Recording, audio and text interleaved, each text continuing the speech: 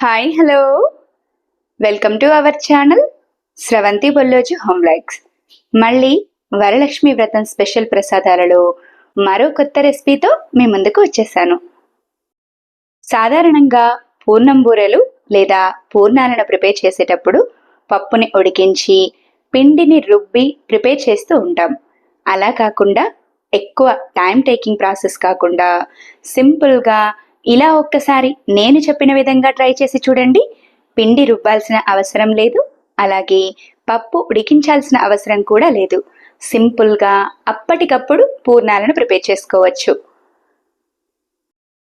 అంతేకాకుండా first time పూర్ణాలను prepare చేసే వాళ్ళు కూడా పర్ఫెక్ట్గా పూర్ణాలను ప్రిపేర్ చేయగలుగుతారు. అంత సింపుల్ ప్రాసెస్లో ఈ రెసిపీని చూపిస్తున్నాను. మరి ఇంకెందుకు ఆలస్యం, సింపుల్గా టేస్టీగా ఎలా తయారు చేయాలో చూసేద్దామా? ముందుగా స్టవ్ వెలిగించి కాస్త వెడల్పుగా ఉన్న ప్యాన్ను తీసుకోండి. ఇలా తీసుకున్న ప్యాన్లోనికి మీ ఇంట్లో ఏదైనా అందుబాటులో ఉన్న కప్పును కానీ లేదా ఇలా మేజరింగ్ కప్పును కానీ తీసుకోండి. ఇలా తీసుకున్న కప్పు నిండుగా కొబ్బరి తురుము, కొబ్బరిని చిన్న ముక్కలుగా కట్ చేసి పల్స్ మోడ్లో గ్రైండ్ చేసి తీసుకున్నా సరే, లేదా కొబ్బరి తురిమే పీటను తీసుకొని ఇలా పొడి పొడిగా చక్కని కొబ్బరి తురుము వచ్చేలా తురుముకొని కూడా తీసుకోవచ్చు. నేను కొబ్బరి తురిమే పీటపై కొబ్బరిను తురుముకొని తీసుకున్నాను. ఇలా తీసుకున్న కొబ్బరిను ముందుగా చూపించిన మేజరింగ్ కప్తో కానీ లేదా మీ ఇంట్లో ఏవైనా అందుబాటులో ఉన్న కప్పును కానీ కొలతకు తీసుకోండి. ఇలా తీసుకోవడం ద్వారా పూర్ణాలు పర్ఫెక్ట్గా కుదురుతాయి.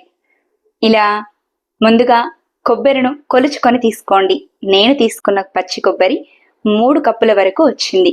3 కప్పుల నిండుగా కొబ్బరి వచ్చింది. కాబట్టి అదే కప్పుతో 2 కప్పుల వరకు సన్నగా తురిమిన బెల్లం తురుమును వేసుకుంటున్నాను. మీరు తినే స్వీట్కి తగినట్టుగా బెల్లం క్వాంటిటీని తగ్గించుకొని కూడా వేసుకోవచ్చు. నేను ప్రిపేర్ చేసిన పూర్ణాలు కాస్త స్వీట్ ఎక్కువగా తినేవారికి పర్ఫెక్ట్గా సరిపోతాయి. మీరు కాస్త స్వీట్ని మీడియంగా తినేవారైతే కప్పున్నర వరకు కూడా బెల్లం తురుమును వేసుకోండి. ఇలా బెల్లం తురుము పచ్చి కొబ్బరి ప్యాన్లోకి వేసుకున్న తర్వాత బెల్లం పచ్చి కొబ్బరి కలిసేలా ఒకసారి బాగా కలిపి స్టవ్ని వీలైనంత లో ఫ్లేమ్లో ఉంచి బౌల్పై మూతను పెట్టి ఉడికించుకోండి. మనం ప్రిపేర్ చేసేది లడ్డు కాదు కాబట్టి ఇలా ప్యాన్పై మూతను పెట్టి స్టవ్ని లో ఫ్లేమ్లో ఉంచి ఉడికించారంటే కొబ్బరి సాఫ్ట్గా మారుతుంది. ఇలా మధ్య మధ్యలో బౌల్పై మూతను పెట్టి బెల్లం అడుగు పట్టకుండా కలుపుతూ మళ్ళీ బౌల్పై మూతను పెట్టి స్టవ్ని లో ఫ్లేమ్లో ఉంచి ఉడికించుకోండి. ఈ ప్రాసెస్ బెల్లం పూర్తిగా కరిగి కొబ్బరి తురుము మెత్తపడేంత వరకు ఉడికించుకోండి. చూసారా, ప్యాన్పై మూత పెట్టి ఉడికించడం ద్వారా బెల్లం పూర్తిగా కరిగిపోయి కొబ్బరి మిశ్రమం మెత్తబడుతూ ఉంది. ఇలాంటప్పుడు స్టవ్ని మీడియం ఫ్లేమ్లోకి టర్న్ చేసుకొని 5 నుంచి 10 నిమిషాల వరకు కలుపుతూ ఫ్రై చేసి స్టవ్ ఆఫ్ చేసేయండి. స్టవ్ ఆఫ్ చేసిన తర్వాత ఇలా రెడీ అయిన మిశ్రమాన్ని వేడి పూర్తిగా చల్లారేంత వరకు పక్కన పెట్టేసేయండి. తర్వాత పిండి కలుపుకోవడం కోసం కాస్త వెడల్పుగా ఉన్న బౌల్ను తీసుకోండి. అందులోనికి ముందుగా కొబ్బరిని మేజర్ చేసి తీసుకున్న కప్పుతోటి 2 కప్పుల వరకు గోధుమ పిండిని తీసుకోండి. ఇలా తీసుకున్న గోధుమ పిండిలోనికి రుచికి తగినంత ఉప్పు, 1/2 టీ స్పూన్ వరకు వంట సోడాని యాడ్ చేసుకోండి. వంట సోడా వేసుకోవడం ద్వారా గోధుమ పిండి పూర్ణాలు తింటున్నప్పుడు సాగకుండా ఫ్లఫీగా పొంగుతూ వస్తాయి. కాబట్టి వంట సోడాని వేసుకోవడం మాత్రం అస్సలు స్కిప్ చేయకండి. ఇలా వంట సోడా వేసుకున్న తర్వాత ముందుగా పిండిని తీసుకున్న కప్పుతోటి 2 కప్పుల వరకు వాటర్ని యాడ్ చేసుకొని పిండి మొత్తం కలిసేలా బాగా కలుపుకోండి. పిండి కన్సిస్టెన్సీ అనేది మనం బోండాలకి ఏ విధంగా అయితే పిండిని కలుపుతామో అదే కన్సిస్టెన్సీలో ఉంటే సరిపోతుంది. వాటర్ కూడా పర్ఫెక్ట్గా మేజర్ చేసి చెప్పాలంటే నేను తీసుకున్న 2 కప్పుల గోధుమ పిండికి 3 కప్పుల వరకు వాటర్ పట్టాయి. మీరు వాటర్ని మాత్రం ఒకేసారిగా వేయకుండా ఇలా కొద్ది కొద్దిగా వేసుకుంటూ వీడియోలో చూపించిన విధంగా పిండిని కలుపుకోండి. ఇలా రెడీ అయిన పిండిపై మూతను పెట్టి 10 నుంచి 15 నిమిషాల వరకు చక్కగా నాననివ్వండి. పిండి నానేలోగా ముందుగా ఫ్రై చేసి తీసుకున్న కొబ్బరి మిశ్రమాన్నంతా చేతికి కాస్త నెయ్యిని కానీ నూనెని కానీ అప్లై చేసుకొని చిన్న చిన్న లడ్డూల్లా చుట్టుకోండి. లేదా ఏ నెయ్యిని నూనెతో అవసరమే లేకుండా కొబ్బరి లడ్డూలను ఈజీగా ప్రిపేర్ చేసుకోవచ్చు. ఇదే విధంగా కొబ్బరి మిశ్రమాన్ని మొత్తం చిన్న చిన్న సైజుల్లో లడ్డూల్లా చుట్టుకొని తీసుకోండి. ఈలోగా ముందుగా ప్రిపేర్ చేసి తీసుకున్న పిండి చక్కగా నానిపోయి ఉంటుంది.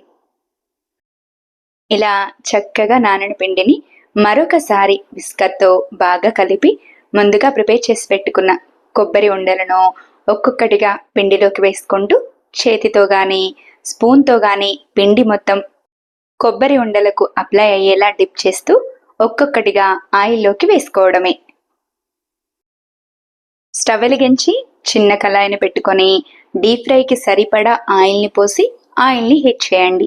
ఆయిల్ చక్కగా హీట్ అయిన తర్వాత ముందుగా చెప్పిన ప్రాసెస్లో ఒక్కొక్క పూర్ణాన్ని ఆయిల్లోకి వేసుకొని పూర్ణాలు ఆయిల్లోకి వేసిన తర్వాత వెంటనే కలపకుండా 2 నుంచి 3 నిమిషాల వరకు ఫ్రై అవనిచ్చి తర్వాత ఒక్కొక్క పూర్ణాన్ని కలుపుకుంటూ మంచి గోల్డెన్ కలర్ వచ్చేంత వరకు ఫ్రై చేసుకోండి.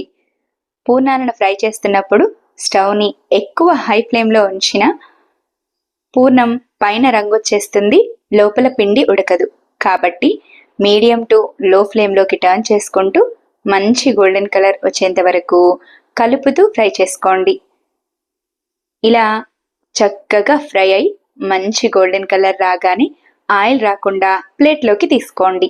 ఇదే విధంగా ఒక్కొక్క పూర్ణాన్ని ఆయిల్లోకి వేసుకుంటూ ఈజీగా పిండి రుబ్బే పని లేకుండా అప్పటికప్పుడు పూర్ణాలను ప్రిపేర్ చేసుకోండి. ఈ వరలక్ష్మి వ్రతానికి ఒక్కసారి ఎప్పుడు పప్పుతోటే కాకుండా కొబ్బరితో పూర్ణాలను ట్రై చేసి చూడండి, చాలా టేస్టీగా ఉంటాయి. అంతేకాకుండా సింపుల్గా ప్రిపేర్ చేసుకోవచ్చు కూడా.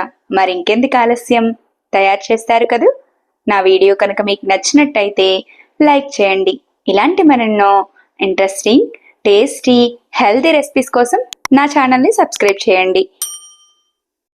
అలాగే ముందుగా అమ్మవారికి ఇష్టమైన ప్రసాదాలలో మరొక ప్రసాదం క్షీరాన్నం రెసిపీని కూడా పోస్ట్ చేశాను. మీరు ఇంతవరకు ఆ వీడియోని చూడనట్టయితే ప్లీజ్ ఛానల్ని సబ్స్క్రైబ్ చేసి వీడియోని చూసేయండి. పూర్ణాలను కొబ్బరితో ప్రిపేర్ చేశాము కాబట్టి సాఫ్ట్గా ఉండవేమో అనుకుంటారేమో. పూర్ణాన్ని తుంచి కూడా చూపిస్తున్నాను, చూసారా ఎంత సాఫ్ట్గా వచ్చాయో.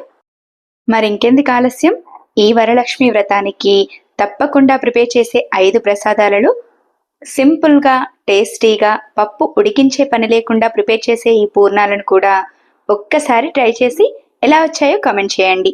Thanks for watching. Wait for new recipe daily 6 AM.